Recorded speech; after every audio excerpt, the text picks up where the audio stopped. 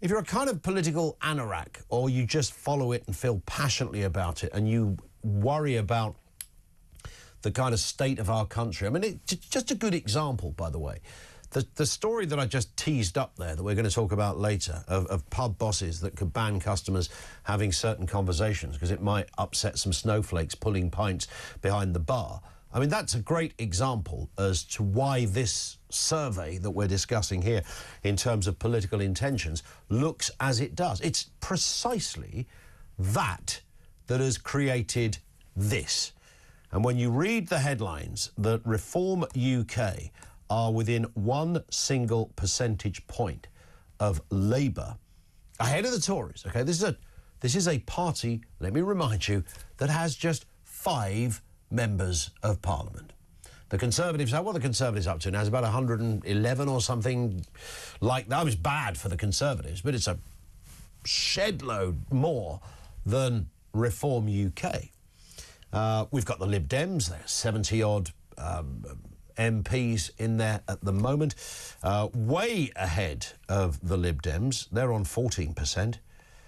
Reform UK on 25%. Now, I know it's only one poll. There is a certain science behind it. I know people pick and choose which poll they like. By the way, doing one on Twitter, I saw somebody arguing on social media saying, well, my poll is more authentic because I've got 18,000 people responding. It's not the amount of people that respond to a poll that authenticates the poll. I mean, if you do something on social media, you'll always get interested parties voting one way or the other.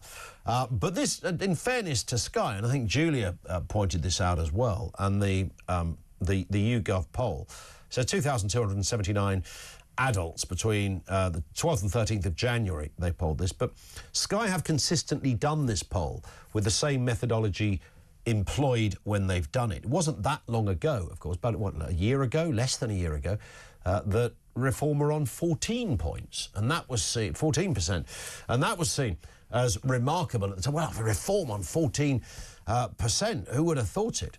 Today, the Lib Dems, with 70-odd MPs, are on 14%, Reform UK on 25%, Labour 26%, the Conservatives 22%. So what does this mean? I mean, loads of questions come from this. Is the Conservative Party finished?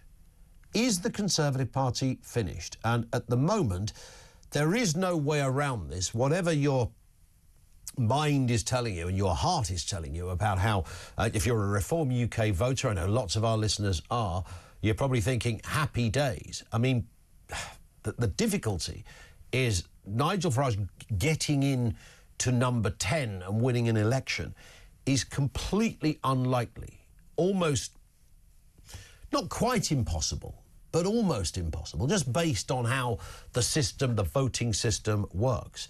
And so what we're likely to get, and we heard Sam Armstrong along with Julia saying, no, the Conservatives aren't finished, you will get a Labour government again. They will be emboldened, and then the same thing will happen at the next election. You get another Labour government. You can have 15 years of Keir Starmer or one of his oppos in the job. That's literally the manifestation of where we are at. So we can talk a lot about reform. I mean, I want to hear from you. Is Nigel Farage the man that's going to make the greatest Prime Minister? Do you see Nigel Farage like that? Or do you see him simply as a facilitator of a kind of new way of thinking politically on the right of things, whereas the Conservatives have been a bit helpless? I mean, much of this, you know, we talk about the woke stuff and all the rest of it, and I hate the word woke, but we talk about it a lot.